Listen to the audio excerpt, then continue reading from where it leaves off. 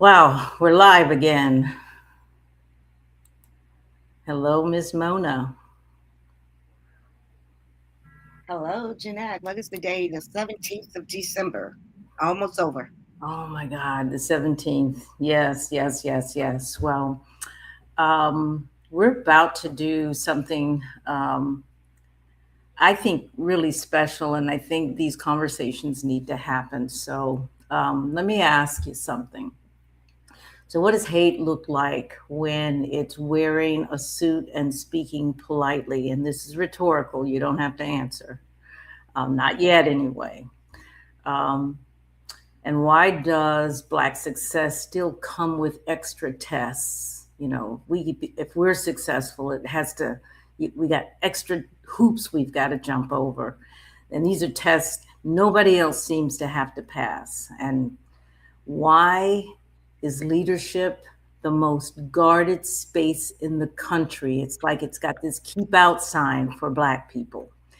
And what is America really afraid of when it sees a Black father training a Black son to lead? Now, that's key. When a Black father is training, literally training that Black son. So tonight, we're not marching in the streets, folks. We say that all the time. We're not marching, we're not yelling, but what we are doing is we're paying attention. So, because this story isn't really about Black people, and what Black people are doing. It's about white power, and what they are doing, and the fact that they feel threatened. So stay with us. We've got a great conversation coming up, and I will definitely move this forward. I'm maneuvering, guys, going into the countdown.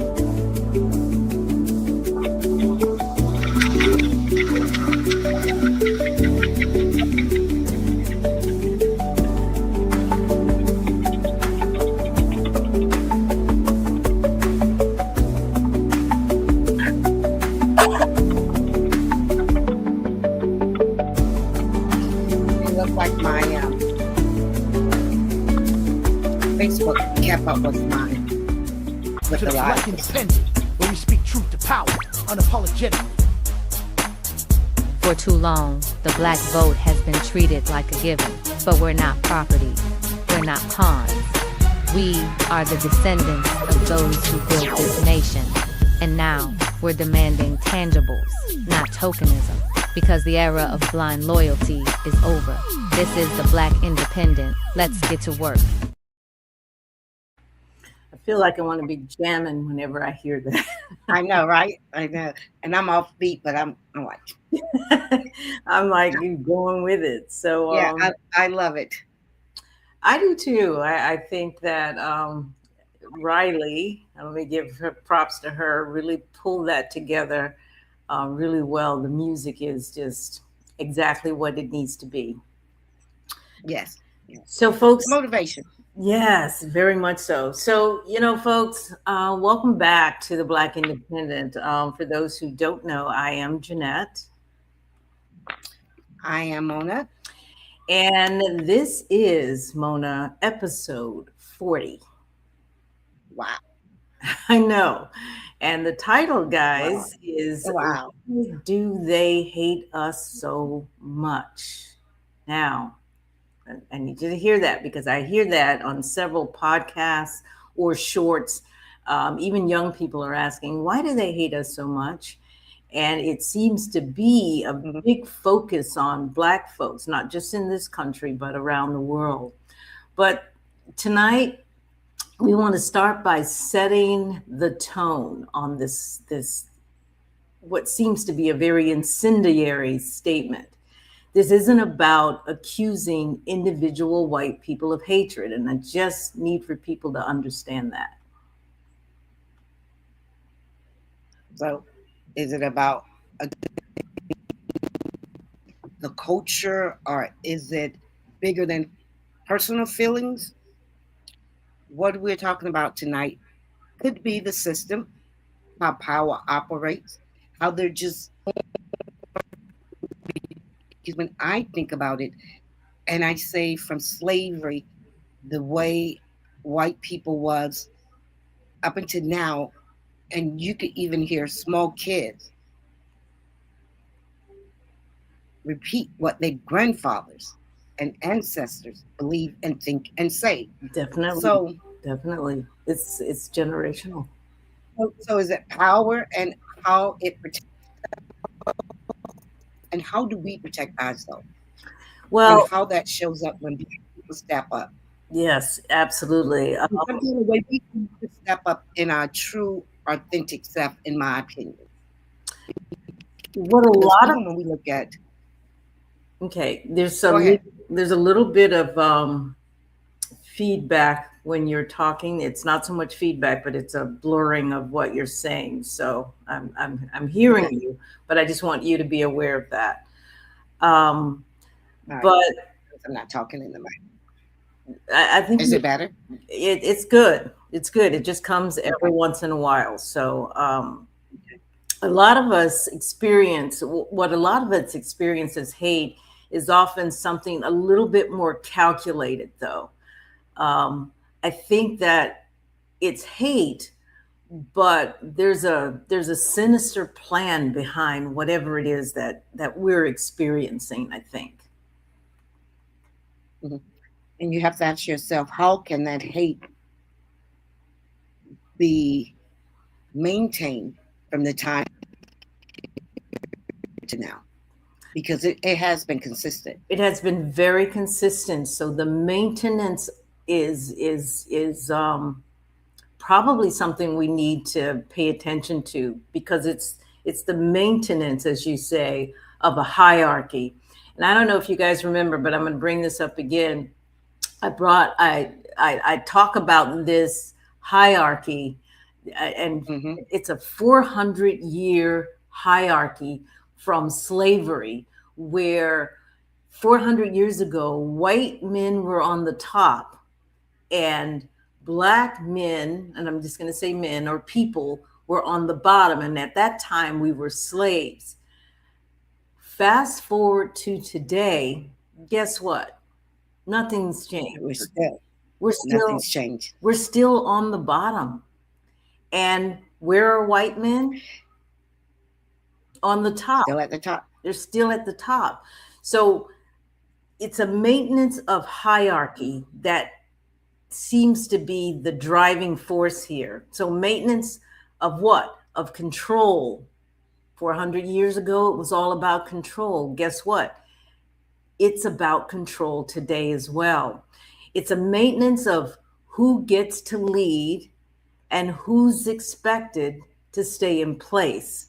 And I think if we just kind of slow it down a little bit with everything that's happening, with politically and socially, if we slow it down to say, wait a minute, why do they hate us so much? Why are they so focused on us, really? Because that seems to be the bottom line. And even others or immigrants who have come in also seem to focus on us and are satisfied that we seem to, as a group, maintain bottom status.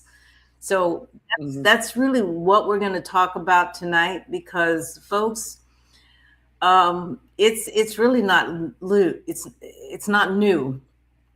If you look at American history honestly, I'm not talking about what you learned in the history books in American history class and wherever else. I'm talking American history honestly.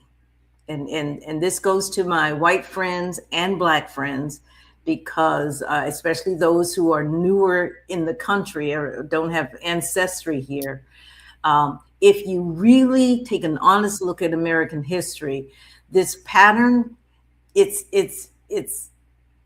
hard to miss.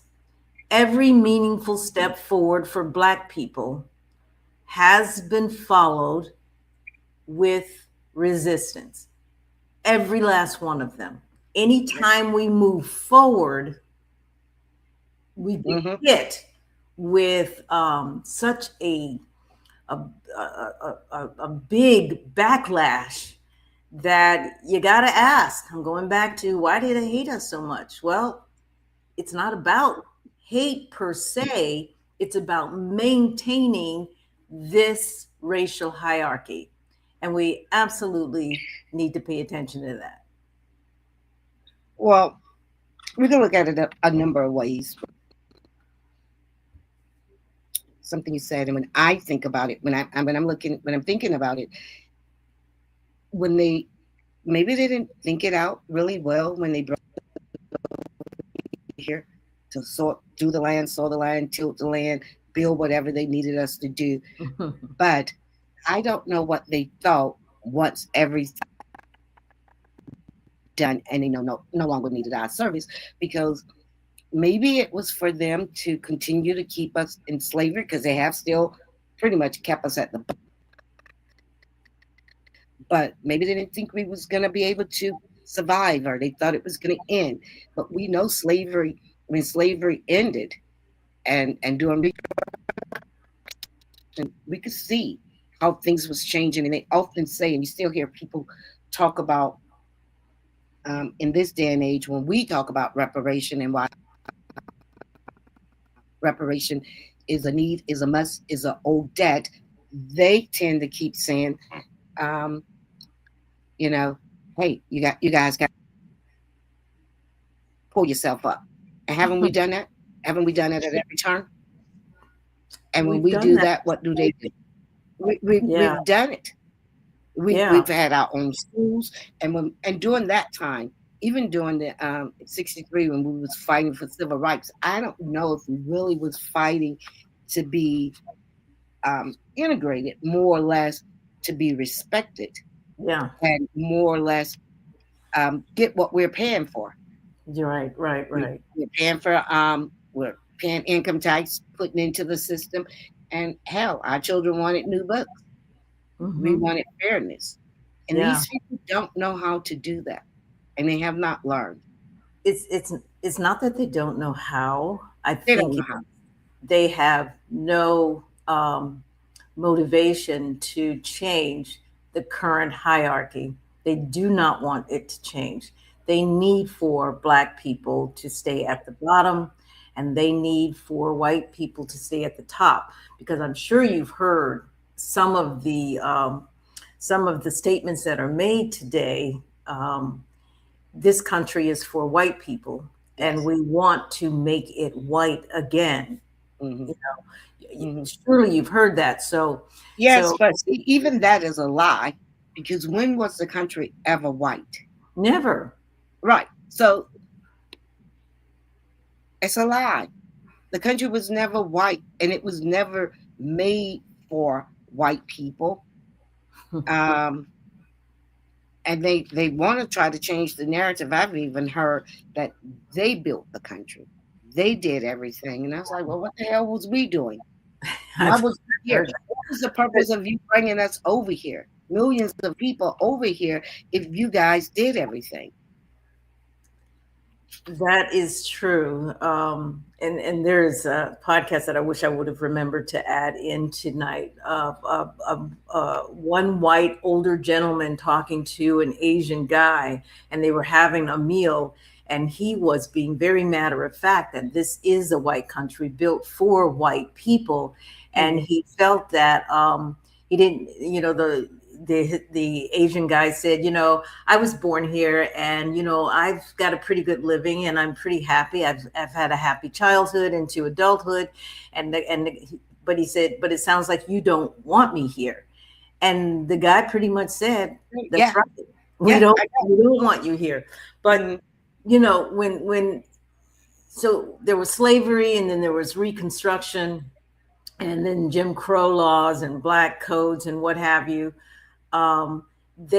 It was all in an effort to control. Sure. But then you can fast forward to the civil rights legislation, and that passes, the voting rights expand, and suddenly the national conversation, blah blah blah, the conversation shifts to law and order. So Mhm. again, every time there is forward movement, civil Yeah. rights, they throw something in to make sure that it does not reach the fullest successful point that it can make. So as soon as we get civil rights, they shift to law and order, and mass incarceration all of a sudden explodes.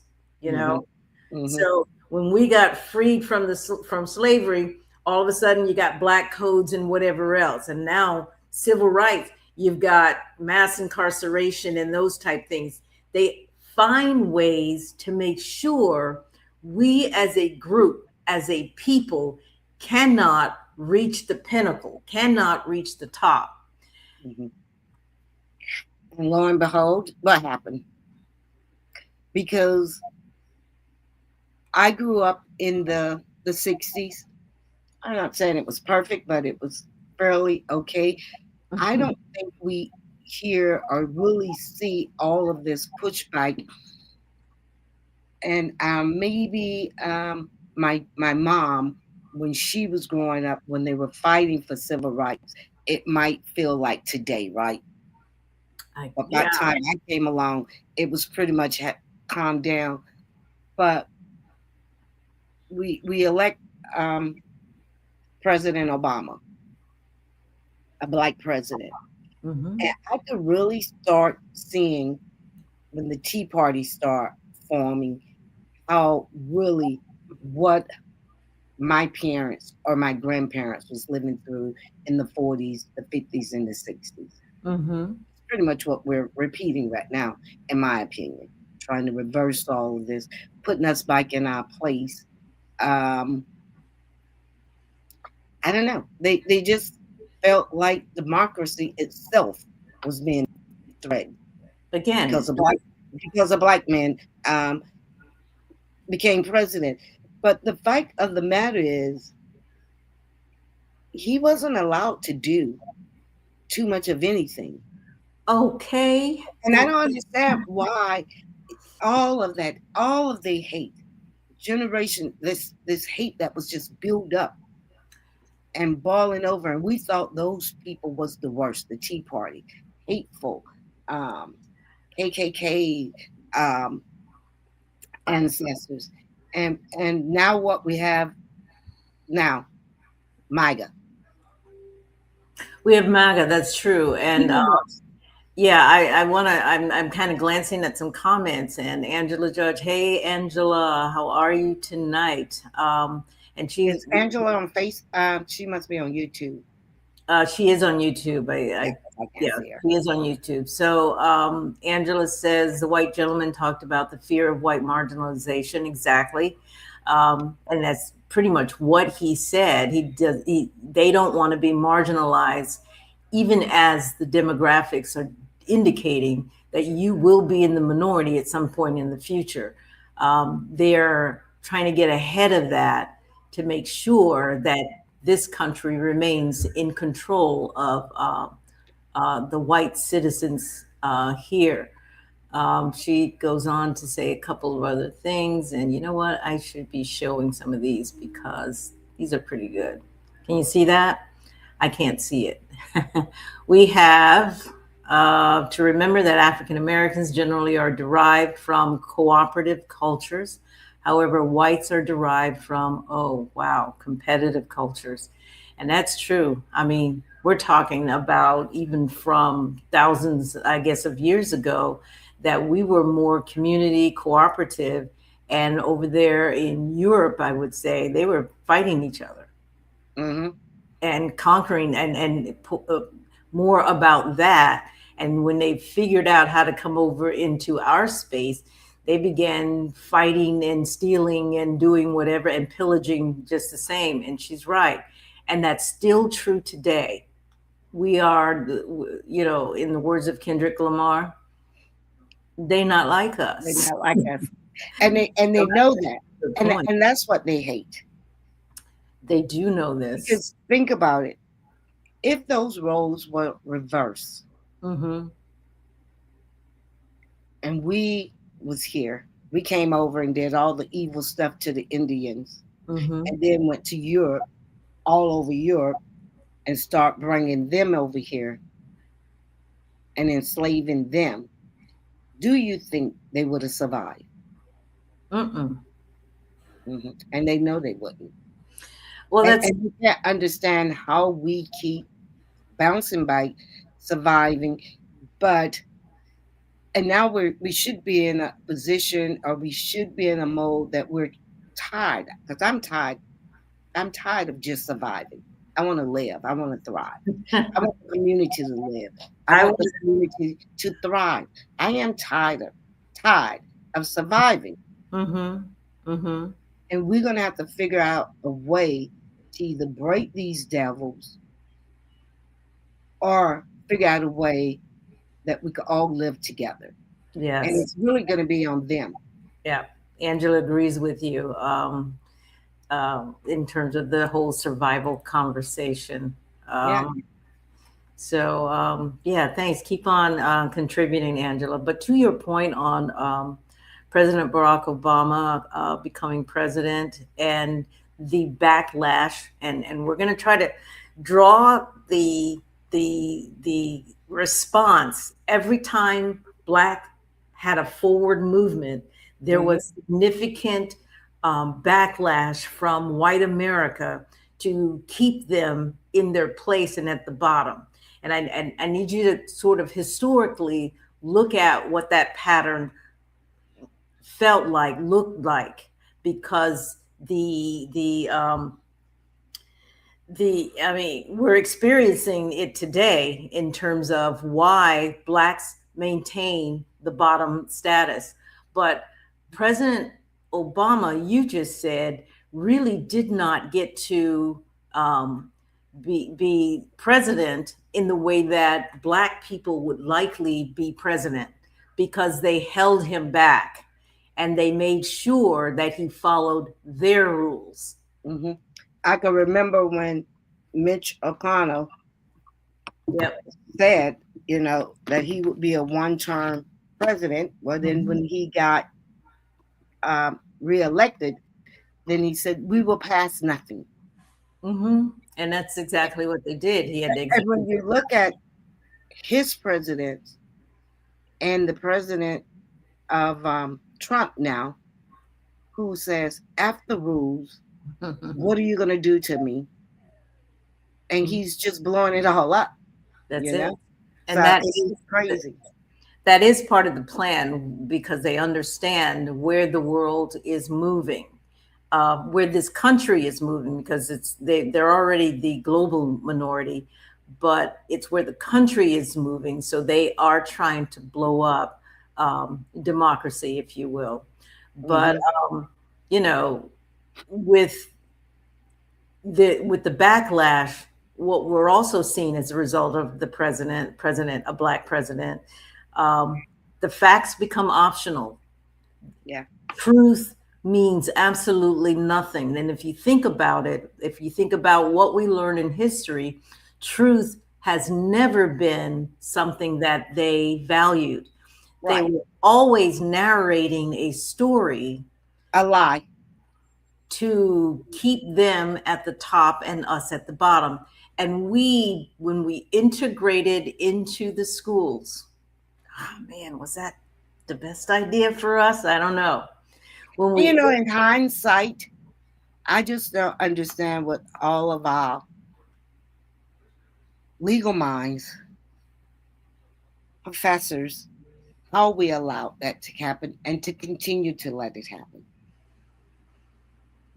How hmm, we can't even now try to reverse that, or making sure that our inner school system is better than what it is. I don't know that I have an answer for that in terms of why integration. I don't think integration was really the main focus. It was separate but equal. We were Yes. okay with that. So we were Yeah. fighting for the equality. I'm not sure where the integration came in, but from the very start, it was never good for the Black community. School Mm-mm. teachers were fired, Black school teachers, our schools were closed down. All of these things began happening, and we became consumers of the white culture Hmm. in Yes. every way possible. We became consumers. We were no longer the ones that were creating, because Right. we created a lot of wonderful things for the Black community, by and for us. So, And we, when you're left to your own, that's what happened. You yeah, figure it out. You figure it well, out. And we created and we did. When I think about Central mhm, growing up, yeah. here, everything we needed was right there. That's what my mom says as well. She grew up on K Street, so um, she would talk about, the movie theater and all Yeah. those wonderful things that were theirs. And as soon as we were allowed, that's just like I tell people, I can't say many things that I have not been to, but I could honestly say I've only been to one of their nail salons only one time in my whole no, twice in my whole life. Because why? We have black nail salons. And That's I'm black and I'm black. So why would I be going to I don't go to do anybody, but for the most part, I yes. agree with you. I agree I with mean I do mines, but when I do go, I go to Perfect 10. And I remember one time I went. I was in Michigan. I think for I can't remember if it was for a graduation or I was up there for something, and I didn't get a chance to do my nails. I didn't feel like doing my nails, and I just said, "Hey, I just need to run get my nails done." So as I was googling where I was staying, I couldn't find a black salon, nail salon close by, so I just went to the nearest one. And I was like, yeah, ain't no way. I've seen it on TV and all this stuff, sitting up here having these people touch me, um, speaking their language. And I mean, hey, it's not their doing business. They with can it. do it however they want, right? We're Right. in their spot. And I was like, yeah, I don't think I will ever do this again. And that was like in the 80s, maybe the 90s. Oh wow, that was a while ago. Yeah. And then I was with my girlfriend at the mall and she wanted to go. I did not want to go, but I went and I just got a quick. I didn't even get a pedicure. I just got my. So I was like, no, I don't. My feet are special, and I really need the girl that really take care of my feet. That they can't handle. So I just got my toenails polished. Mm. I was like, yeah, mm-mm. Who don't appreciate my money? Okay, Hmm. so why would I be in there? Hmm. I don't understand that. I I wish more people thought and felt the way that you do. And I think that's what's going to have to be our response. But if you look at it, if you look at that race hierarchy that I showed before, um, each milestone our ancestors were able to make in terms of our forward movement or advancement was met with a very intentional response. It wasn't random. When we moved forward, they attacked. When we moved forward, they attacked. And that's happening right now. Right now, as demographics, we're getting the information about the whole shift in demographics. We, as a group, larger group, the non-white people in America, are moving forward. And what is it happening? We're getting direct pushback to destroy democracy. Sure, So, because look, I was thinking about just because the chains are gone doesn't mean that the control. And you said something earlier. They're wearing suits, not robes, but they still got the whips. That's what came to my mind. They mhm, still, yes, in some kind of way, we're gonna have to figure out as they whipping, we're gonna have to grab it. mhm. And we're gonna have to grab it as a community, as a whole. And they still know how to divide us. And that's the problem. Because we could have solved this problem if we could all come together. Yeah, that's true. So when we do things like this, it's really about educating ourselves so that we can come together. So, for example, even the attacks on Jasmine Crockett, Yeah. It's Black people that I'm Yes. watching Yes. attack. Even organizations that I am affiliated with or appreciate are attacking Jasmine Crockett, and it's kind of like, do you understand who the real enemy is? Right. She is not the enemy. We've done the research. She isn't taking any money from APAC. She isn't taking any. Now, she is certainly voting on some lines with Israel, but that is something that's been going on in the in Washington for years that we really didn't know. This stuff is They just all coming to light. So right. if we have an issue with the sister, is what Yeah. I don't understand. Why these groups can't get together and say, okay, All right. moving forward, All right. here's how we want you to That's move. right. That's Why right. we can't do that?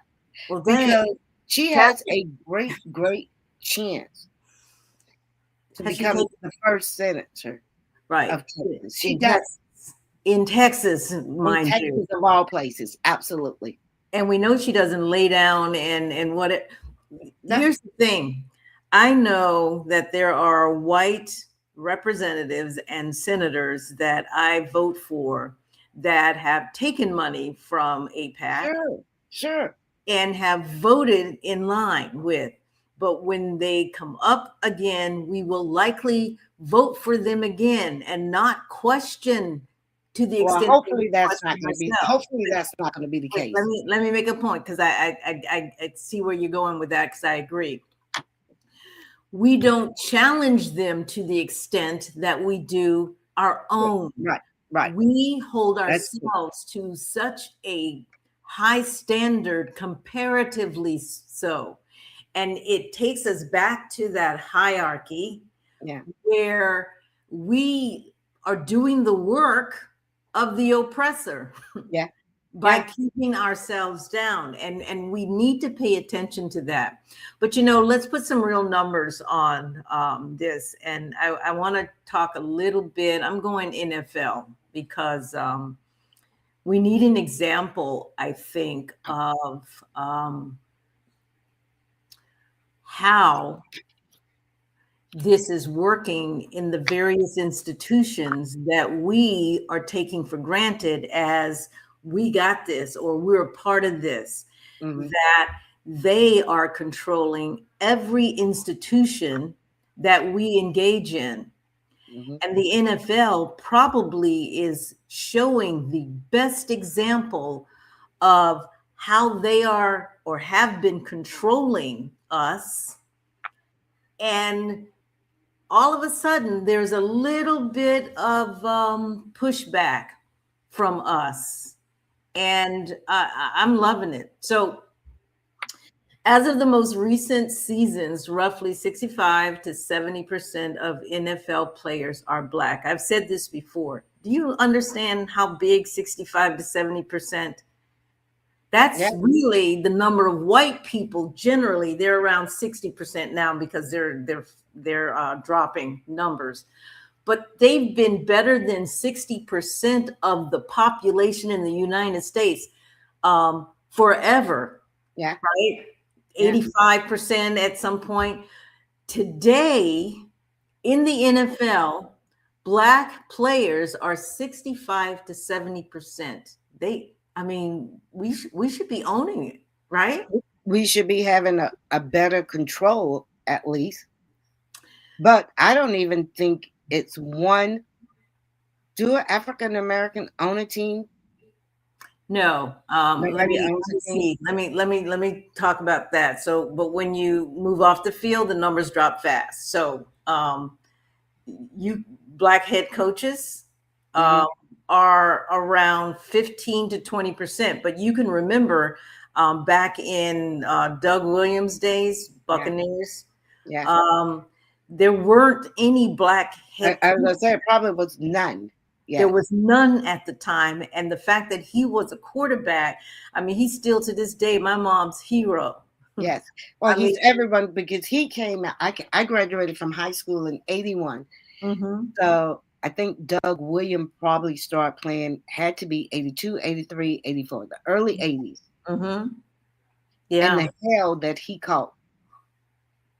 Had he did another position other than quarterback, I think he would have advanced a little bit more. But they Yeah. just couldn't fathom the fact that this brother was going to be, the face of the team. And they didn't like that. No, Because even with the quarterbacks, we didn't have the intellect. It was the narrative. We sure. didn't necessarily have the leadership qualities or the intellect, and we just went along with it, right? Hmm. Um, And at the knowing that football, from the rules, from the plays, and everything, because I believe when it was segregated, they teams were so boring. yeah, they had to get some So black in go there. by the plays till they start integrating, and they know that Hmm. stuff that we do, the rhyme, the rhythm, the soul, everything that we bring in. That is true in every sport that we have entered, and It's they know it's this. true in everything. And you're right. And They put flavor in it. When I look at tennis, I'm gonna step away for a minute because I was watching a repeat tennis match last night. Mhm. This black girl from young girl, 18, from Canada, Victoria. I can't remember her last I name, but I know who want to. I know who you're talking about. Yeah, I Yeah. want to see that match. So I saw the semifinal and then the final, and you could just listen to, and it just does something to my blood when I'm Mhm. listening to the commentator, because the white girl, and I know her, I can't think of her name right now. I Mhm. mean, she okay. Um, the first set, she beat her 6-1. So of Mhm. course the commentators, oh my God, she's brilliant. So, Victoria is okay, blah blah blah. But this is what happens when she has the intellect. That's all they kept saying. Her mind. They just kept saying, in little short things, still is just saying, yeah, that Negro, that cracker's going to be there, blah blah. This is what I'm getting right. Well, lo and behold, she she comes beat it. back to the second set and beat Right. her 7-5. Mhm. Now they're a little worried, but they're not really worried. Yeah. And the third set, the white girl was up 4-2, I believe. Could have been 4-1. And Victoria walked her down, beat her. And I didn't finish the match because I think she even beat Osaka for the championship. I Yeah, can't I remember. remember when that happened. Yeah. Yes. But even the commentator, they can't even keep themselves together, because I was saying to myself, and I forget who the commentator was, like every time you give her a little praise, she loses the point. Maybe you need to be quiet, because maybe she was feeling what this white woman was doing, because I mean, she was really pulling for her. Yeah. And the But white guy was trying to stay neutral. yeah, it's built into our everyday existence. The Hmm. whole and I don't really want to use the word racism, but that's what Oh, it's racism. that's what it is. Yeah. It's built into the courts, it's built into the education system, it's built into banking, it's built into the things that we read. So when we talk, Systematic. it's just an automatic thing, Yeah. unless you are trying to fight it. But back to football, even at the ownership level, where real generational power is. Hmm. Um, no black majority owners in the NFL, even Wow. today. None. That's Wow. where the power is. That's where the money So is. I suppose it's probably hard. How do you buy these teams? Have they been up for sale? Well, you can buy into them pieces. You can buy teams, yes, but I also know that like Venus and Serena are part owner in the Miami Dolphins or something like that. Venus and or Serena. I really don't know, but I do know that there are Black people who are buying small shares. Okay, so they buy. Okay, But majority owners, no, that's not the case. So when people say, "Look how far we've come," we have to ask, where exactly are we? Um, so that's representation on the field does not necessarily equal power in the boardroom, and that's to me the basis for what this conversation is about at this point. Um, the imbalance is not accidental; it is structural. And we get to see that with Shador Sanders yes, and what is happening to him. Um, I think one of the biggest misconceptions today is the idea that because we see more Black faces, power must be evenly shared. And you look at the NFL, folks, I want to give you one example of a system that every Sunday there's a whole lot of folks in front of that television and we see those Black faces, but they are just the labor force. They are not power. It is not power. because you think the representation on the field. I don't know what we think, but we know that it does not equal the power in the boardroom. They're not the ones making the decisions. They're not. Um, I don't really follow football, but Sunday, I guess you're going to get into what happened with the Browns and his Oh, God. We his hand thing. So I guess the plays. I learned something over the weekend mhm. because whatever's on his wrist is the plays he's supposed to go by, right? It's the plays generally that they've practiced the most, and those are the plays that they are going to follow. So when the coach calls for play, whatever, Uh-huh. um, it's on the wrist. He's doing the call, but apparently he had something different than the players Right, right, and the coach. right. Now, back to this is intentional.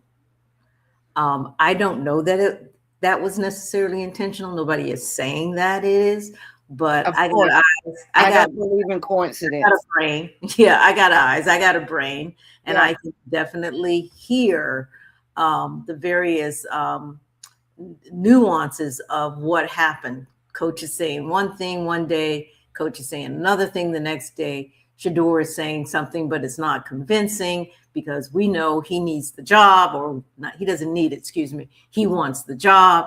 So we know the corporate game, and that was intentional, just as you said.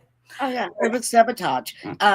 It is what they do. It has been in the playbook. They don't come up with new plays. It has been around time after time after time. Mhm. Um, 8 generation back, maybe 9 by now. So I think that's why the NFL is a very useful, I think, case study for us to look at. So I want to kind of talk about exactly how that works, how that aligns with our everyday lives, so that we understand that Shador Sanders or the Sanders family is under attack by the entire NFL, the power structure. Sure. And we can watch how they are handling it. And you have to ask yourself, why? Why? Because they did not make him great. They did not make his father great. They might have helped make his father great, but he is great. He is just one person. You trying to tell me we can't let this one family be great No, but that's not in, that's in their way, but that's the thing. and They that is can't hateful. they can't let this one family be great because they represent the greatness of the people that they come from. And if we see the example of a Black father, let's talk about Sugar Sanders, Deion Sanders, raising this son who is entering the NFL and is already changing the structure of the NFL. He has the potential to pretty much change how contracts are written up. He's changing. They've already let black quarterbacks in, probably too many for their comfort. But this particular quarterback is, if he's anything like his father in terms of the kind of impact he can have on the game, they're not interested in that. They're already seeing that now with the way the contract has been structured with the prime effect. And the prime effect pretty much says, I get a share in everything marketable about me. I came in a brand name, which means I'm going to make money off of it. So with his $4,000 contract, which they orchestrated to push him from the number 1 or 2 pick to 144, they and everybody knows who they are. They orchestrated it where he ended up 144, and he has a contract for $4 million over 4 years. But guess how much he's made already? Yeah, yeah. Way Made all this money off the field. But when you look at someone like, let's say, Michael Jordan. Michael Jordan started that in the NBA, and the football league says we're not going to let that happen. Well, it's happening. Yeah, and the fact that Michael Jordan, I don't think was his parents together. He was great too. See, he was already great. You didn't make him True, great. but people But did he not. might have been a little bit more humble than Shador. Shador. And simply because, like, if Michael Jordan had a son that was great in basketball, he would be like Shador, I believe. Because you just can't help but be when you have all this confidence and you're just born naturally great. Yeah, I think Dion did something that I don't know is easy to do. And I think Richard Williams did it with Venus and Serena. We're watching the Goffs do it with Coco. They're not taking any, shit. Bullshit. Yeah. They're not taking it. Yeah. And that is very disruptive to the white establishment. Sure. And I think that we can learn from what we're seeing in sports with the young people who are changing the game as they understand it. You saw that even with Simone Biles when she was doing the flips, and they didn't have high enough ratings to rate her score, so she would be penalized for doing much more difficult flips. I'm just going to call them flips. And they forced them to change the game, change the rating system so that she could get credit for it. Well, what that did was that put her out there in the stratosphere where she was winning everything all the time. And right? the simple fact is, if it was reversed, oh yeah, they would have changed that rule immediately. Exactly. They would have told everybody else to keep up. That's true. But our young people, and we see it the most in sports. Yes. Our generation has raised a generation of not only talented individuals, but also very strong individuals who do not back down. Yeah. And I think that is the key. And that is also what scares white America, is to have our children moving in the way that they are moving. And so they have to, as quickly as they can, destroy democracy so that they can maintain rule, because they know that young people today are not going to vote the way that white people have voted so often in the past. So let me ask you this.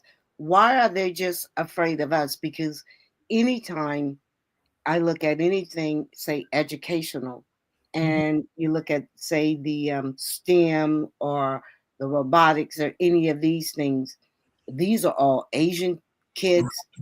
I mean, these kids are extremely smart and focused. I don't know. And white people, Mm-hmm. I just saw something, I can't remember, but it was a robotic team, Mm-hmm. and it was a national team. 6 people won, and they Mm-hmm. were all foreigners, all Asian background. Mm. And So I says, oh, so is the white man going to get mad with this? no. And the reason being is they're teaching, the Asians teach their children to be good workers Mm-hmm, in the tech and math and science fields. They mm-hmm, teach them to be good workers, you know? mm-hmm. Um, and that's what they do. They Okay, get in there and they'll work all night. I mean, ask Elon; he'll work them to death, right? And they love those H-1B visas that bring yeah. them in because they can control them. So it's slavery that they're Mm-hmm, proposing at a high level. Yeah, they get paid a lot, and I do have Asian friends that get paid a whole lot of money, but they are worker bees in the technology factory, so to speak. okay. Black people, we didn't teach them just to be good workers. We're actually teaching them to be leaders. Mm-hmm, And we learn that from the civil rights struggle. And our kids learn that to push back. Asians are not going to push back, right? They're going to just keep their head down and work hard. Black people are going to push back. Our children are pushing back. And you see that in the NFL, in tennis, and you're starting to see that in a lot more areas, institutions where we are rising. We're not just rising because of the talent, we are rising also into leadership. We don't want to just be workers. right. And when Barack Obama became president, they said, Houston, we have a problem. We got a problem. Exactly. And Yeah. and so there's a difference in how we have prepared our children over the years. And for us, yes, for Asians, education, education, education in these particular fields. And I've talked to my friends, Asian friends, and they're like, our parents steered us away from the arts and English and all that other stuff, and we could only do these things. And when we went outside of it, we were ashamed. They were ashamed of it, right? Mm-hmm, mm-hmm. Science and engineering and those type things. But for us, we were doing all kinds of things, but it wasn't just about what we were going into. It was the understanding of this country and our role in it and how we can rise to leadership. So organizing and all those other things, Barack Obama, these were things that were held as valuable because it pushed us into leadership. And Yeah, and and the grip, the tightness, they want to have that. I don't think they too much mind if you came in, but you can't. They don't want you to take over. They don't want you to lead.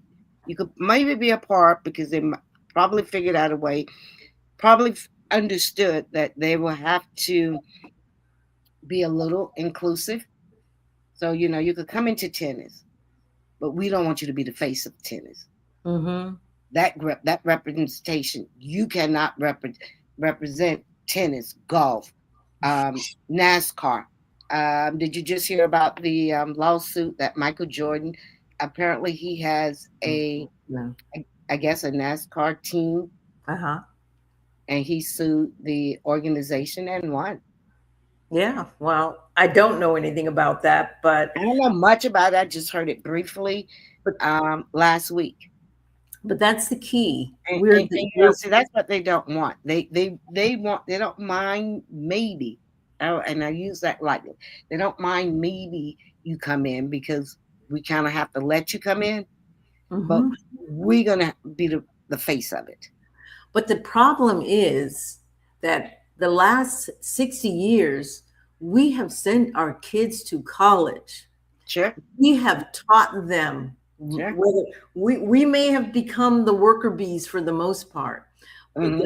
Those of us in our 60s at this point, we may have been the worker bees, but our children are rising well beyond that. Yeah. And even though we're 13% of the population, and they're not afraid of the Hispanics because they haven't educated themselves to the level that we have, right? Especially Hmm. with Black immigrants coming in as well.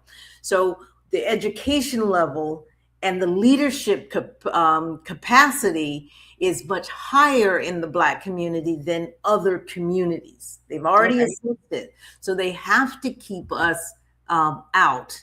And right now, it's one of the reasons we see Trump, and I say Trump, but it's really the Heritage Foundation focused on education, Sure. just desecrating the whole education system, Hmm. right into college, making it more difficult for Black people in particular to go to college, because they need us to stop being so smart and have the leadership capacity. That combination says we will run the world, even as 13% of the population. And we see that. Hmm. Well, whatever they're hoping and wishing, it's just not going to happen. You cannot. We're not going in reverse, even though they policies and laws are. I don't think we the people will, and it will work for them. We could see right now in the Republican Party. Um, I don't know if you've been noticing all the infighting that's going on, particularly since Charlie Kirk's death. Hmm. Yes, a lot of infighting. Yeah, Yeah. I'm loving it. Yes, like a lot of infighting. Yeah, I was like, oh, what's up with all this white on white crime going on and all this white on white fighting? Every time I turn on my television, this is all I'm seeing. Right. Um, them behaving badly. Yes, Yeah. absolutely. Absolutely. But, the whole leadership, it's a guarded space. They don't want us in it. They're Yeah. trying very hard to keep us out of it. And Barack Obama being able to pierce the veil and get to the presidency was their wake up call. Hmm. And it's certain roles have always been more heavily policed. Certainly, the presidency was. Certainly, a lot of the quarterback position in the NFL. Tennis, we weren't playing. Swimming, we weren't doing. All of these things, um, we just need to they are seeing at this point that we are penetrating into areas that traditionally have been lily white, and it is alarming to them. Yeah. Yeah. God. But what do you think is driving? Because apparently their children, the people who watch all of this, are really behind and like the action of that black talent that's um, in those particular fields. Hmm. They like the excitement Yes, they because do. I can imagine um, when they had the white football teams, the black football teams, baseball. It Hmm. was so freaking boring for them. We've always had excitement. We've always enjoyed our people, our teams, or whatever it is that we were doing. Hmm. And when you look at it, they will come over and look and try to implement and um, recreate what we're doing and fall flat every time. Fall flat every time.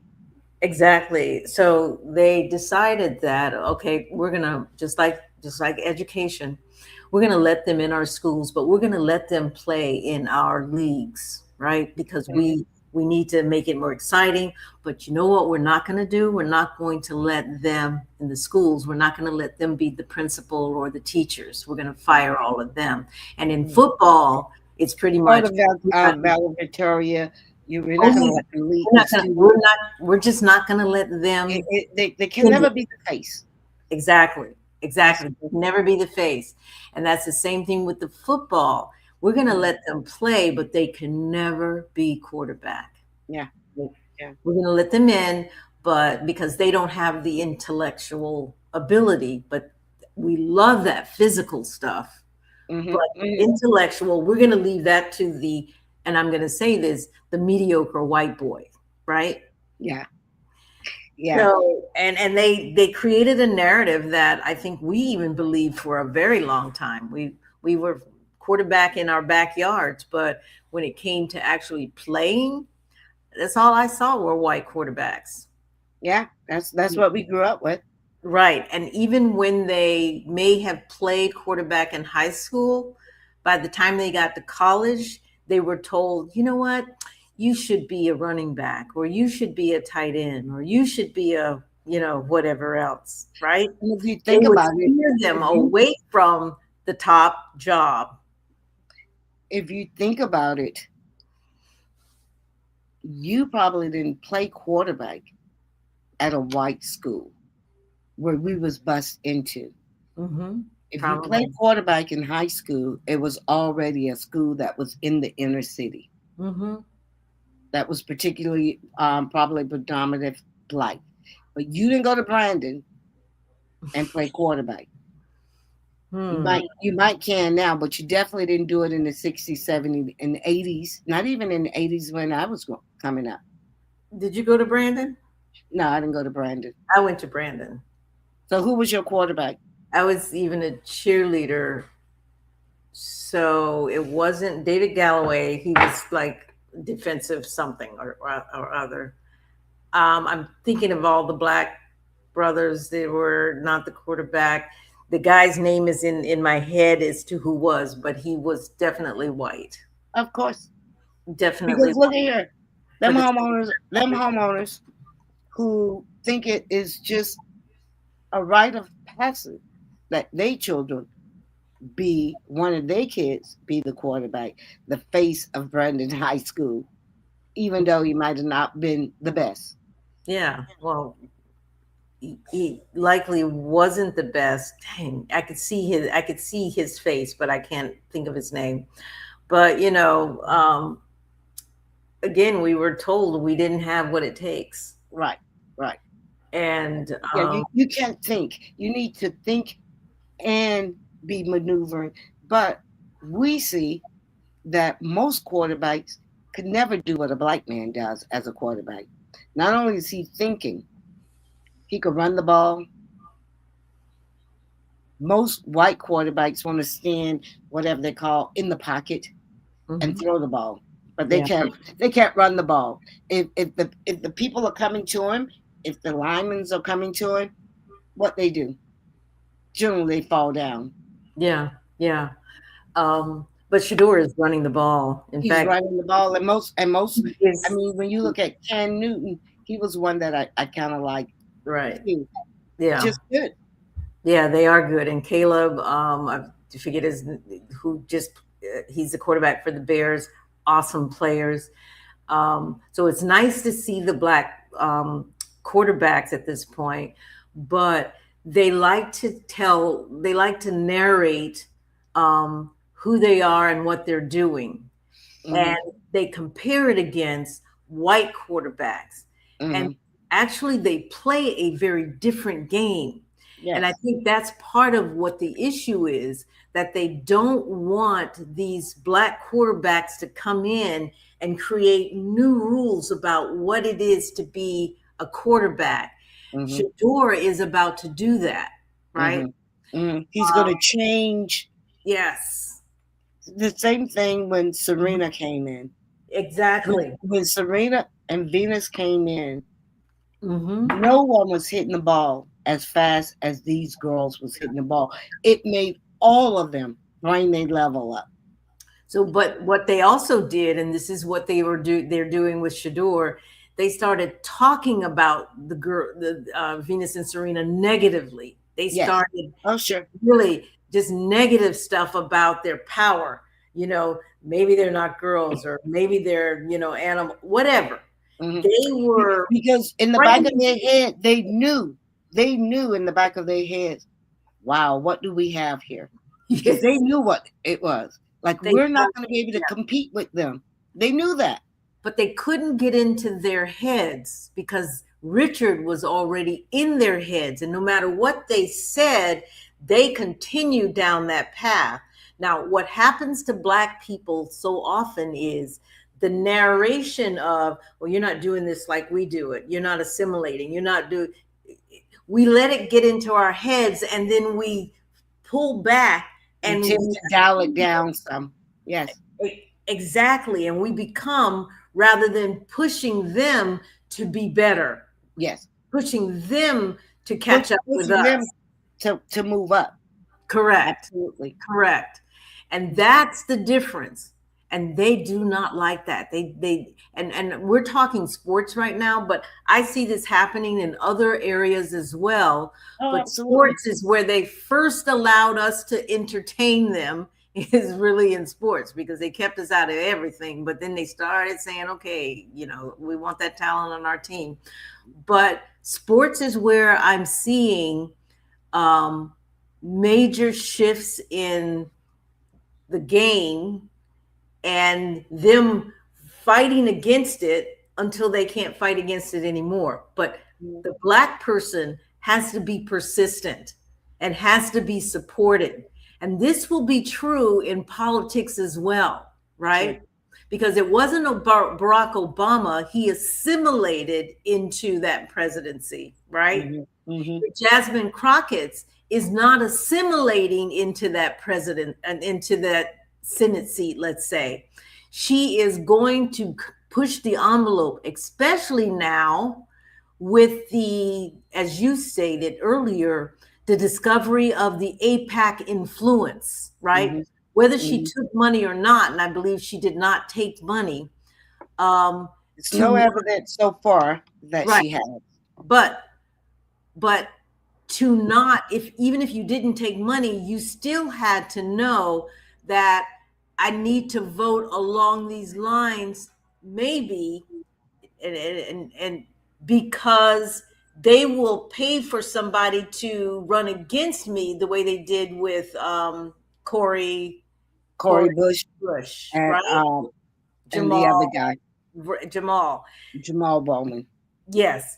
So they still had this way of, and the power of APAC, if Black people do not Sure. understand the kind of power that they wield. So holding that against Jasmine at this point makes no sense. Having Right. a discussion with Jasmine, understanding the votes, and she is explaining those votes. I'm just not going to take the time to say what she said in terms of how they tack things onto votes so that you're voting for this one thing, but anyway, I don't want to get into that piece of it.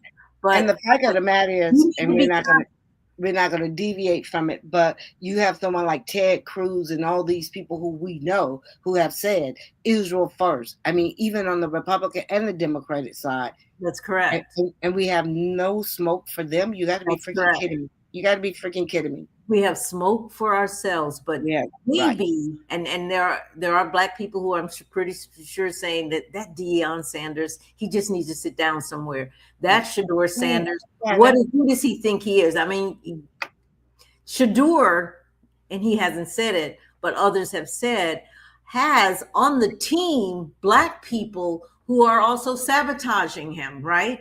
So really. we need to understand, yeah. Well, it's always going to be someone to say, "Look at me, master. I'm still working for you behind the scenes, because if the even though you're not asking me." exactly. So Mhm. I'm going to go to politics, because we need to understand sports is showing us what it is that is happening everywhere else. And if we have a Shador Sanders in politics who is doing it differently and doing it in a way that doesn't align with white people's way of doing things, we better figure out how to support. That even concludes here locally with our people that are running that may not fit the mode, Yes.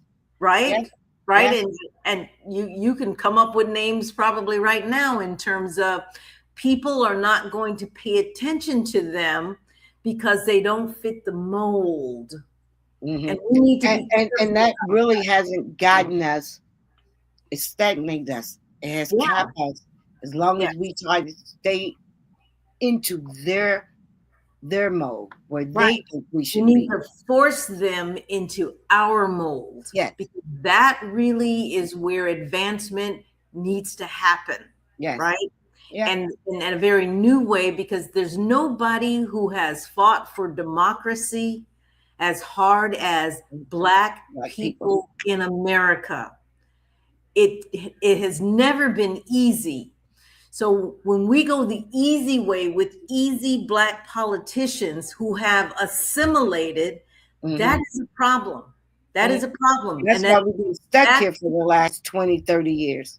that is correct. It That is is why correct. we, since the civil rights, they gave us a little thing. And okay, so maybe the first 10 years, the 70s, but by the 80s, we should have seen what was shifting, how we needed to shift, and how we needed to move differently. And Yeah. definitely by the 90s. Yeah. We are today way too comfortable Yeah. and well, Comfortable and afraid. I think I'm we're gonna I'm gonna say that, but I see our young people um different. Yes. they are moving different. Yes. Thank you for They're bringing not that afraid. back. They're not afraid. They are moving different, and we need to move with them because even in the days of the civil rights, those were young people. Right. We were young at that time. I mean, I was a kid, Yeah. but those were young people sitting at those counters. Those were young people marching across the Pettus Bridge. But they These were were fighting for young stuff people. that was unknown, and then they got it. Then they raised children to fall in line with that mold, and Yeah, that's what happened. And that next generation did fall in line, but their children are saying different. And right, I believe Jasmine Crockett is different because she could be like all the other typical politicians. And she probably came in office thinking she was going to align herself one way. right. But when you're up against Marjorie Taylor Greene, all Yep. these megas, and the sister had enough foresight, enough intelligence to say, I'm going to have to adapt. I'm going to have to change.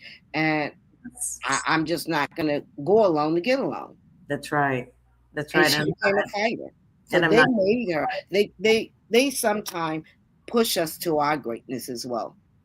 If we're That's. not afraid. If we're not afraid. I'm sure that. Yeah, I think that's a great statement. We are pushed to our greatness. And again, I think I mean, Jasmine Crockett has a pedigree education.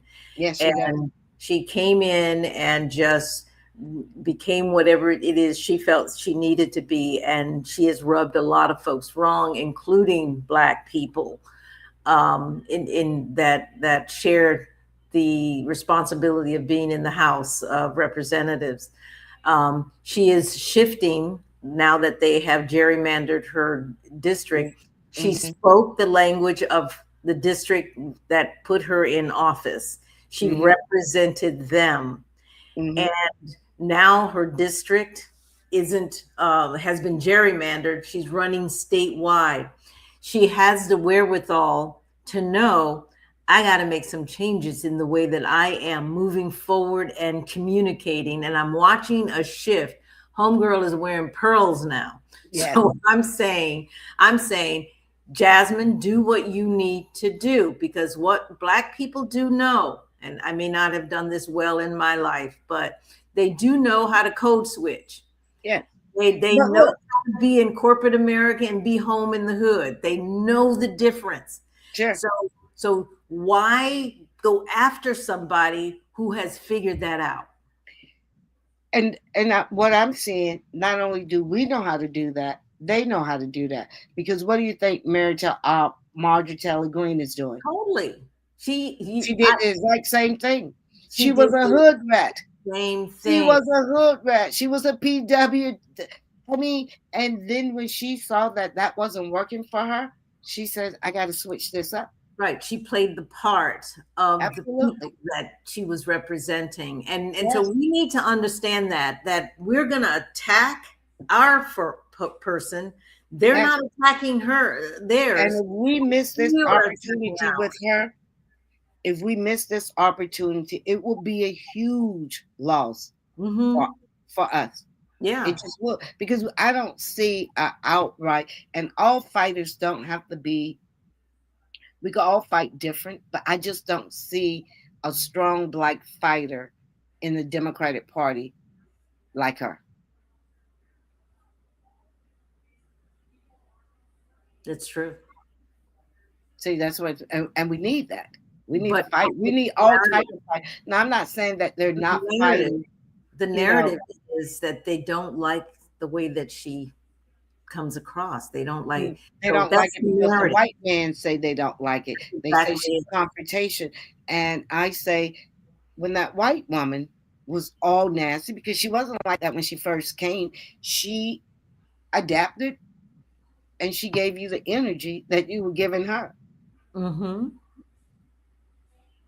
She was, and I'm going to say, I'm just going to stand out there and say, and I know that there are some people who I respect in terms of their opinions that have come out against her. Big mistake. Yeah. It's a big mistake. We have trained our children to be fighters. We have educated them and trained them to, quote, stand on business. That's what she does. And if it rubs white people wrong, we need to stand behind her because they are going to throw her under the bus. And we don't need to be there to roll over her several times over. And, that's just what I'm saying.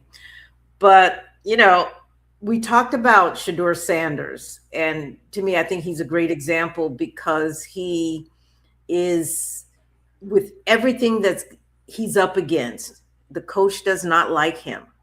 Everybody knows that, right? That is just crazy.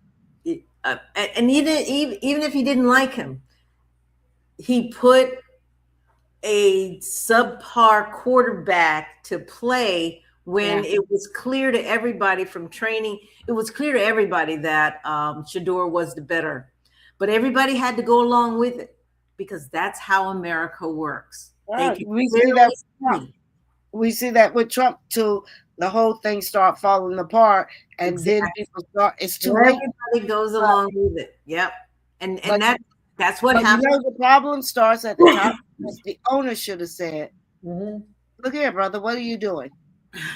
you know, because you're messing up the whole team. You're messing up my image. You're messing up the team image. And I thought the goal was everybody wanted a Super Bowl. Yeah, not them though. He never wanted it.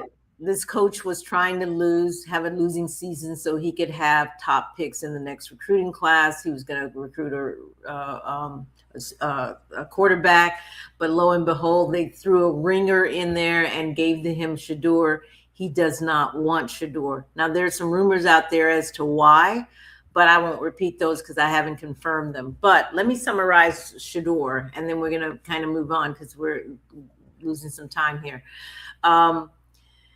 He's a prime example. He's become a lightning rod for a lot of these types of conversations. And we want to be clear, we're not accusing specific individuals of intentional sabotage, but we do recognize Black people because it's the story of our life. Sabotage is what has kept us at the bottom. And they can call it, you're saying the race card or whatever else, but sabotage has been intentional for over 400 years for the Black man. So what we're talking about is why so many people are recognizing a familiar pattern. And we're asking you, viewers, to recognize this pattern in the NFL right now with the Sanders family.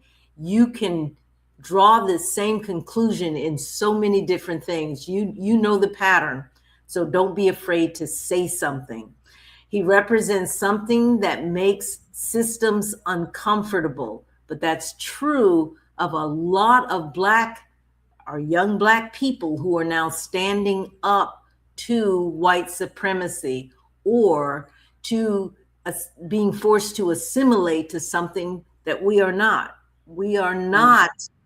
And that's one of the reasons they say that the Black race has failed in America, is because we're the only race who refuse to fully assimilate as a group. I'm not saying that there's some stepping fetchings out there, because there are, but we refuse to totally assimilate as a group. And that's why the American culture is very, very, very Black oriented. So if we would have assimilated to their way of thinking totally, Mm-hmm. then this America would be so Right. vanilla, so plain. That's correct. And it is not. And so I don't understand. Maybe they just wanted to. Is it your thought that they just want to take whatever good we had, Mm-hmm. and they say they created it? That's correct.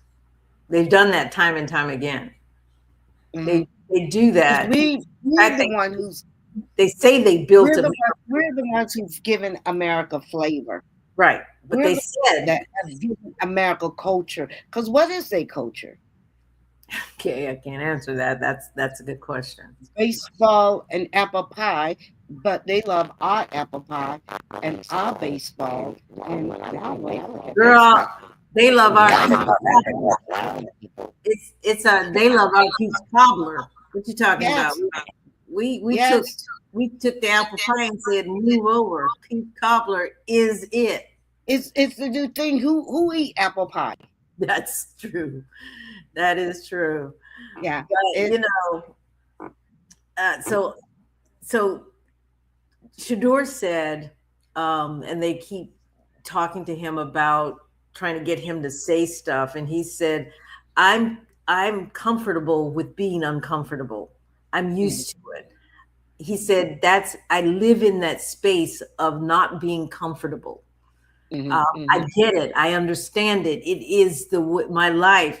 So they're trying to get him to say, oh, you know, I'm afraid and whatever else. He says, I'm not afraid of being uncomfortable. Right. It's Right. So you got this Black quarterback Well, who's he's confident, and that is, and you know they don't like that. and he's Even prepared. though they tell us they want us to raise nice, confident Black men, They don't mean it. and no, of course they don't mean. Well, they do mean it to a certain degree.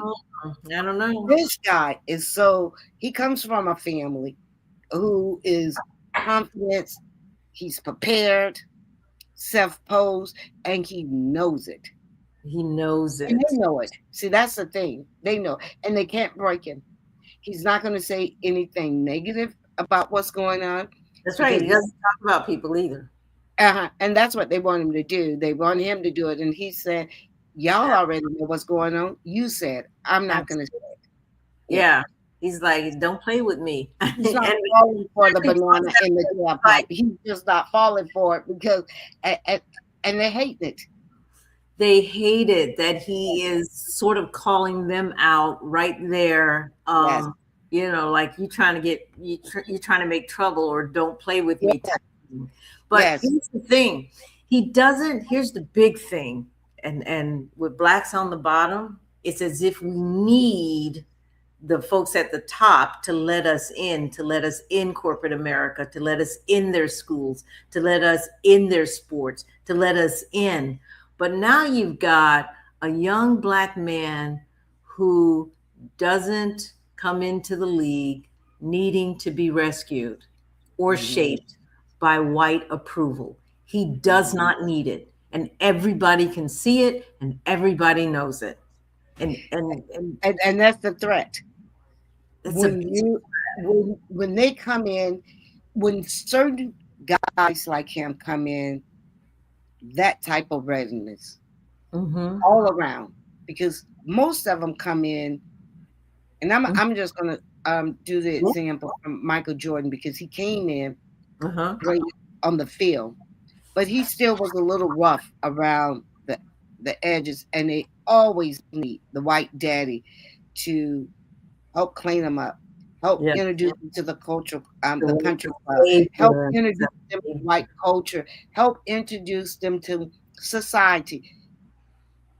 They feel the need that they made them 100, They and need you can't do this for this guy. I mean, he he's doesn't well, need and that's the threat. he's making his own money and Yeah, he's changing the game as to how rookies come in making money. But here's the deal. He comes already trained by a black father. Now, I have, yeah, white America has a narrative about what black fathers are, right? sure. But this guy comes in trained by a black father inside a black family and built its own who built its own pipeline to excellence, right? There Hmm. is nothing white America can do for them. And what they tried to do was keep him out of the NFL. Hmm. Because It, that it's kind of collusion. blightness, It's that collusion. that type of blightness, it hurts the status quo, and Yes. it hurts them when they don't feel they had some form to help you get where you at, to where you Because always have to go back and say, thank you, coach. just like Thank you to the team. Thank yeah. you to the master. Do you remember To parents when they the would owner. say, I brought you into this world and I could take you out, right? Yeah, yeah, yeah. It's as if white coaches, not so much coaches, but owners want to say, I brought you into this league and I can take you out.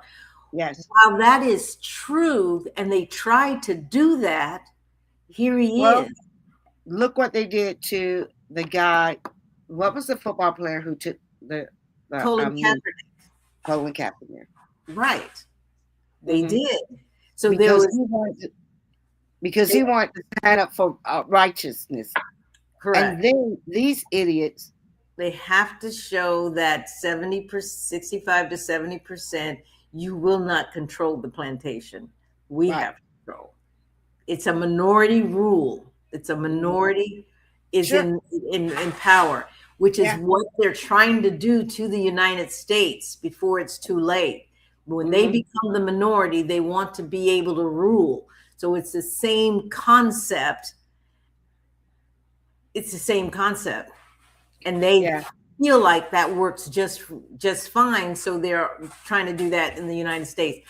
And all I'm saying to folks is just pay attention. The examples are here. When they had them to show some form of respect to Charlie Kirk, I was like, what the? And you just said that 75%, did you say 60 to 75% of the 65, players are black? 65 to 70.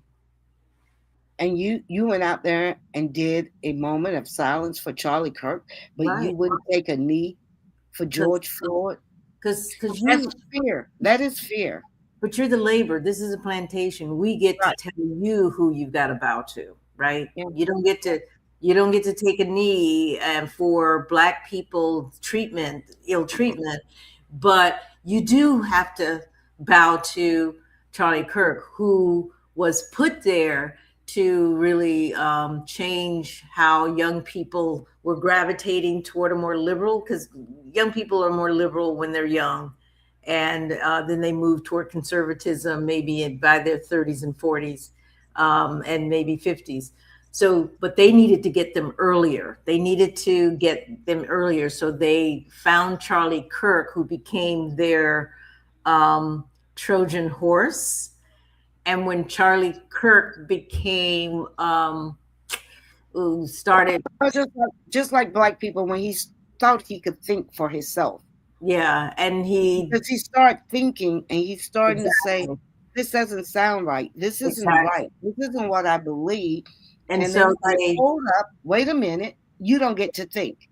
and so they made him an example, and then they created a narrative around him. And you'll notice that's always the pattern. There's a narrative, whether it's negative or positive, it has to support their maintaining, back to the word we started out with, maintaining supremacy or maintaining top billing. So what do we do? So what do we do? Yeah. We got to continue to fight. We can't get tired. We just have to, we got to stay the course. We got to bring our young people along with us. Yep. We definitely got to, in 2026 and 2028, particularly 2026, the midterms, Yep. a lot of Senate seats, House of Representatives, Congress, judges, all of these seats will be coming up. Yeah. I say And start. we as white people are going to have to vote a little bit higher. I'm thinking about almost 80% of the Yeah. black population will have to participate in It these has next to two be. elections. We are going to have to get those who are not voting Hmm. to vote. It's Yes. going to be sort of the Obama-esque time when we were picking Yes. people up off Yes. the street to say, Yes. we can take you Yes. down, register to vote, and then we're going to come and pick you up Yeah. and take you Yeah. to vote on that And day. I'm against all of that, but we will have to kind of baby them. I don't like to do that, and I've always been, but No, we can see gotta the do it. writing on the wall, and if we don't start trying to redirect this ship now, Yep. it's not going to be good. Yeah, my brother's a Republican. He's voted for Trump 3 times, right? Please don't even ask. He But I'm y'all still invite him over for the holidays? he didn't come over for that Thanksgiving because it was still too raw. Uh-huh. He did come for Christmas because my mom she was really hurt that he couldn't join us for it. So we said, okay, by Christmas we should be better. So he came for Christmas, and Thanksgiving we always are talking politics. So that was just not going to happen. Christmas we're not talking politics necessarily. And right now, I decided in the last year that I'm going to build a really good relationship with my brother, and we're going to talk not so much about politics per se, but about what he gets as a result of Democrats and what's happening and how it's impacting his life because he's retired. So your brother is, I'm going to just say, it's very selfish. So he's thinking about individuals. Yeah, versus, he does. He versus does. the community or his family as a whole, Yeah, he and does. the black race as a whole. My brother has always been that way. My brother is nothing like the rest of us. Okay. And because we were traveling, the Army brat thing, he it's so funny. I said, "Ma, y'all raised 6 black children and 1 white child." And he's as black as me. But the way he sees the world is not through a black framework. So I'm working with him, as is my mother, to get him in the midterms to vote in his interests more so than not. And I think that's what we need to do. We need to stop performing for comfort, I'm going to say. And I do that with my brother. I do that with anybody that I'm talking to. I'm not trying to make you comfortable, right? And we tend to do that. but Shadora is not performing for comfort. Venus and Serena did not perform for comfort. Biles not for comfort. So that list goes beyond sports. Our young people are not performing for comfort. We're even watching some of our nieces, nephews, and children saying, I'm not going to stay on this job. I'm not going to do whatever else. And they're moving and doing things they that please them and not some corporation. We're Sure. watching them even step out on their own. Sure. We would not have done that back in the day. Now I know your situation is different than most of us, but most of us just went and got that job and then we just kept our mouths shut. No, yeah, no, yes. But young people today are doing. But that's also, yeah. But we're seeing that we don't know how that. Well, we do know that didn't really work in our best interest either, did it? It didn't, but it gave Because us the stress opportunity of to it put our all. kids. It gave us the funds to put our kids in college. Yes. But what And about the stress? Huh? What about the stress? Because I could just look at some of my customers or some of my uncles and aunties who have worked on a job for 30, 40 years. Mhm. That's the You know? cost. That's the cost of Yeah.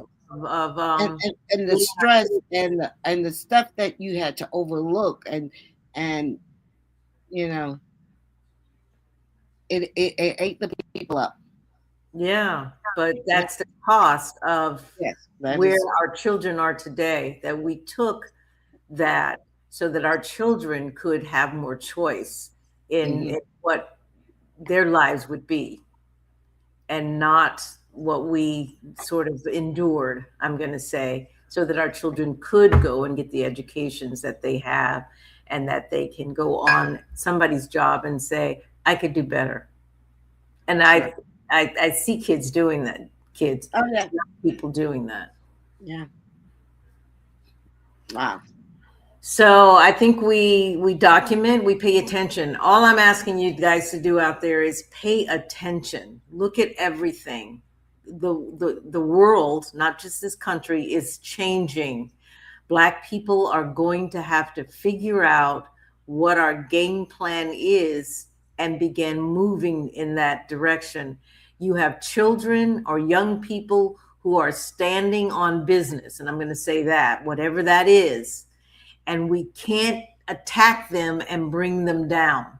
We have to find ways to help direct them and support them Mhm. because we are not going to create some major movement at 60 some, 70 some odd years old. We're just not. Right, right. And we just have to understand, history shows when whiteness feels outnumbered, what happens? Yeah. It Yeah. is repeating Jim Crow, redlining. I mean, we are still in 2025, particularly what they did in Texas, what they're going to be doing, I believe, in Mississippi. You know, they have the control, Yep. Look at it. and they Yep. want to keep that control through Yep. policies. Yep. And we just got to figure out a way, and we could change that narrative. We really could. We could very well change that narrative, but we have to come together. We can't have people like your brother who cannot see, and we having about 20 now 22, I believe, percent of blacks who voted for Trump. Mm-hmm. Now, after they've seen these policies, I wonder what they think. Oh Because no. No. You even know somebody out there who to this day will likely vote for Trump. sure. So I'm saying But don't hold on. ignore When I these. say that I can't be friends with white people who voted for Trump, who voted for hate, who voted for my displacement, my harm. But Yeah. what do we do when we have a black person who did that? You have the same standard, right? Okay. Or should we My just have brother, foodie? Should we my have brother, foodie I, ladies? I started out with that to say, nah, he's not coming to Thanksgiving dinner. Nah, I ain't making no turkey for him. That ain't happening. He Mm-hmm. was at our last Thanksgiving dinner, yes. But what I decided to do, because he's that close to me, is to engage him. I Well, and goddamn, it ain't working because if you say he voted for Trump for the last 3 times, what is going to change now? no. I've decided for this next election to engage him and begin talking to him about what I don't think he sees or understands, and doing things Is with he him. blind? Yes. Okay.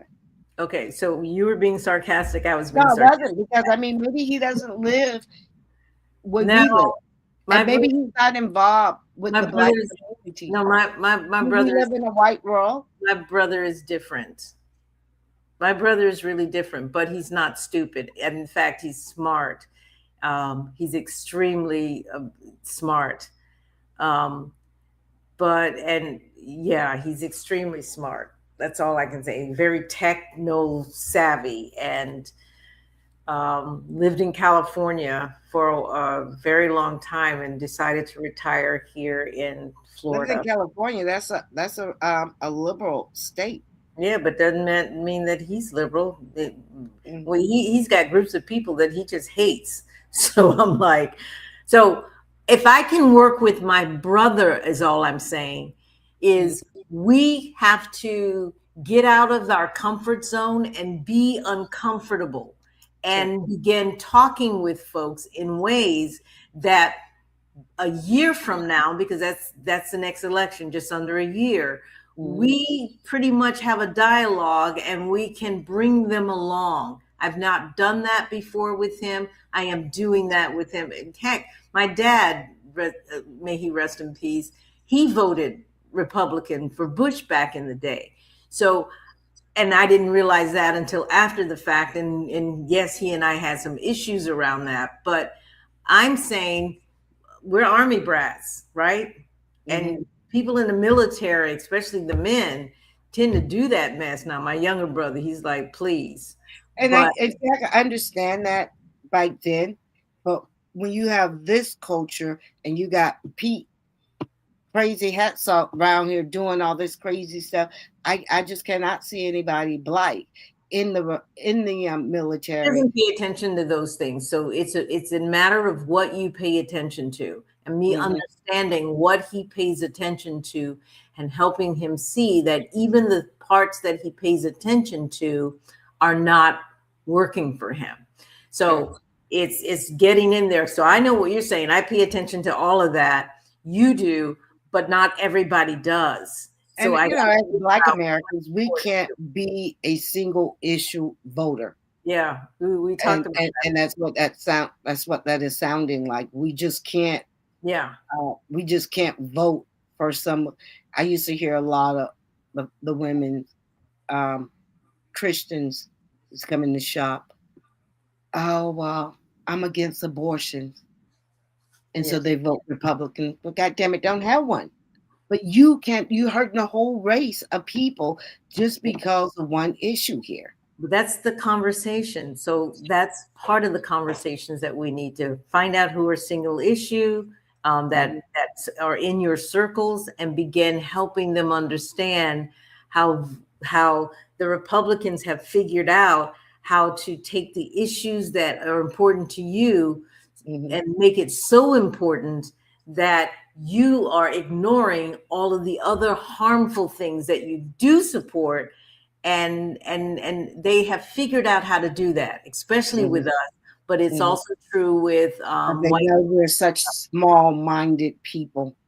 Those people that those well, they are very small-minded people. Those people that they are relating to, those people that they are capturing, they're very small-minded people. If they think, There's a lot of them. There's a lot of them, there's quite a bit of them, which absolutely. means which means we got to get to work. So I think, folks, this episode is not meant to leave you discouraged. Um, our young people are out there and they're doing some really great things. And I think we need to figure out how to make sure there's a democracy that, I mean, a real democracy. I'm always reminded of Albert telling us we never really had a real democracy. He Right, is right. absolutely right about that. But we could with Black leadership. And I think we're on the precipice of losing that ideal. And without us having the chance to actually make it a reality. And I think if it's going to be a reality, it's going to be heavily influenced by Black intellect and heart. And our children are prepared for that. They're prepared to do that. Well, yes. And I just, I hope this conversation put us in a mind where we're not, you say, meant to leave us discouraged, because we can't move like that. mm-hmm.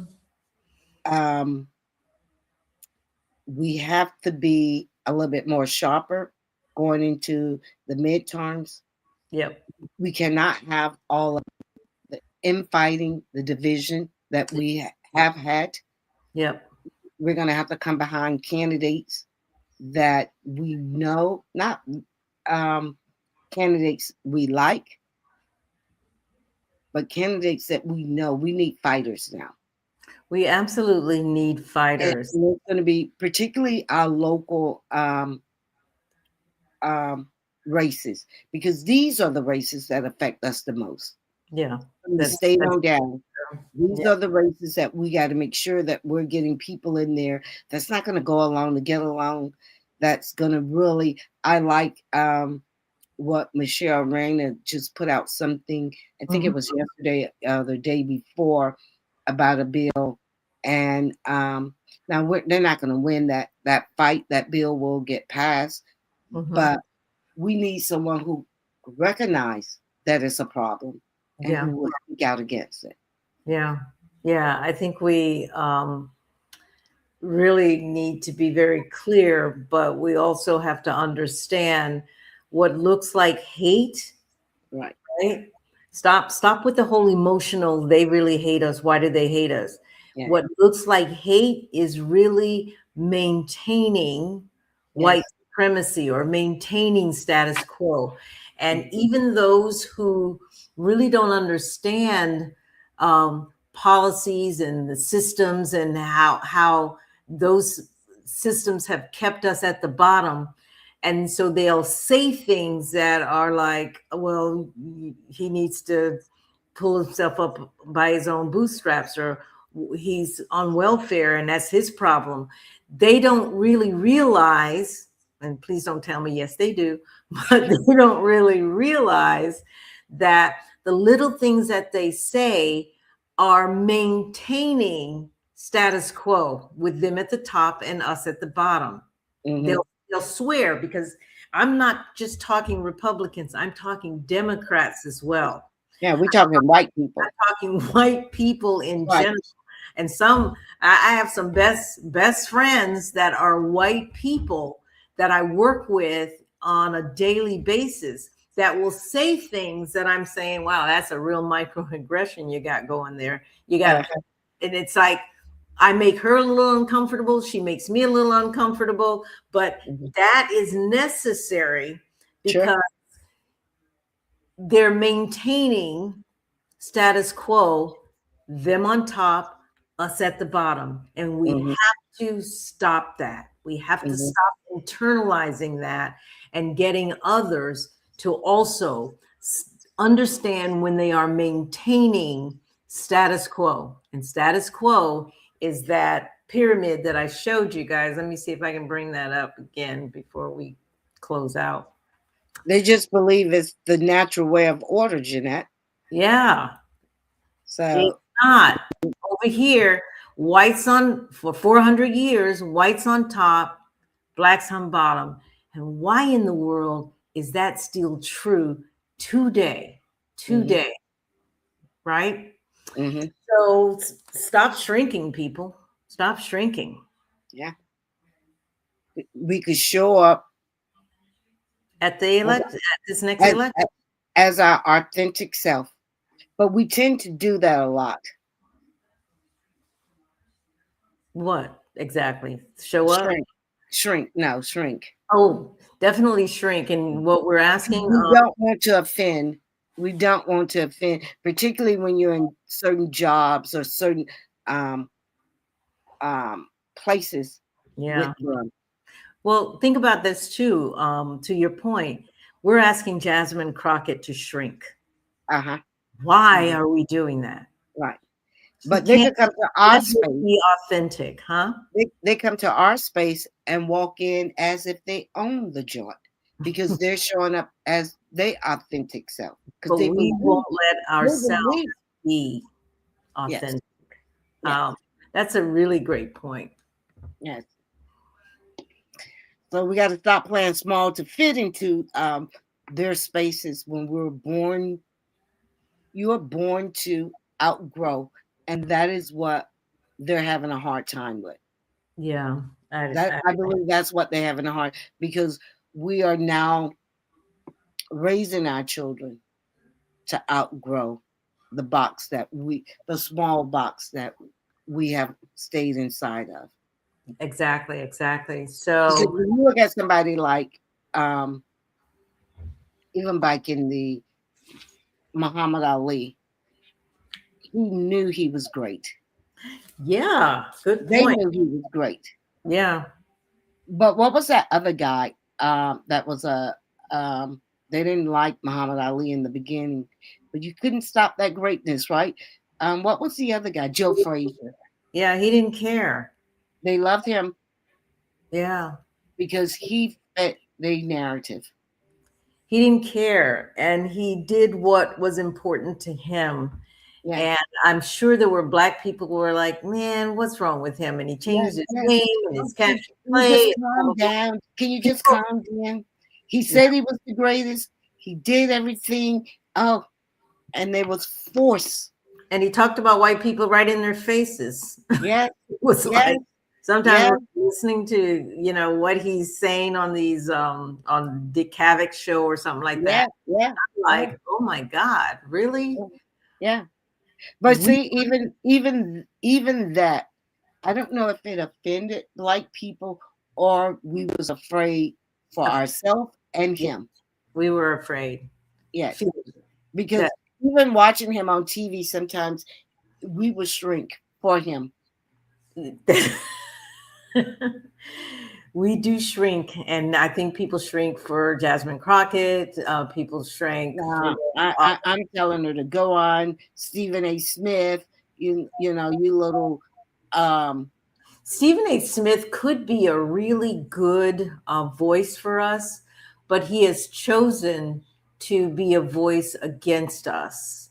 And mhm, I can tell because I'm following him enough to know that he aligns himself with Trump and he looks for white approval sure. for the things that he says, and he frequently attacks black women. How much money do Stephen A. Smith make a year? A lot, something like 20 million, I think they said. And he gets a lot when he attacks black Yeah. women. Mhm. And so we hooray, Stephen, you have a voice, it's loud, but you're not using it in a way that supports us. And we have to be able to discern who is carrying the message to move us forward and Right. who is not. And Who's there are, carrying the message? yeah, And he probably at this point can't redirect. And this is why that he now we could keep him in the community, but he can't be a voice for us. he cannot be a voice, and we have That's to know the like difference. Candace Owen, no matter what you do now, That's true. with what you have done, you could never be a voice for us. Well, it gets to that community orientation versus individual. And we understand that capitalism and America was built on individualism. Yes. But Black people have never really wholly adopted that whole individualistic approach to being. We have always been about community. Well, white people are more individualistic. And when Black people are voting Republican, if you listen to them talk, they talk about their bank accounts, they talk about their 401k, they talk about their rising. They never talk about community, even though they benefit from what the community, the Black community does. Everybody does, women, Sure. every race benefits. But just really look at Black Republicans, and you'll notice that they talk about themselves and what Yes. they have. Yes. One of my friends did so much so I had to block him. It was like, okay, enough of that. This is just as crazy. Well, when you look at like Black Republicans, Indians, the Hispanics, that might have worked well to be in the Republican Party before, but they're letting you know right now you're not white American. Even though you have stimulated with them, they are saying America first, white America only. So, it's going to be interesting. It's going to be interesting to see how we move forward with the Haleys, Rubio, the Viet Hamas. What's the governor, the Indian governor? The one that's running for governor?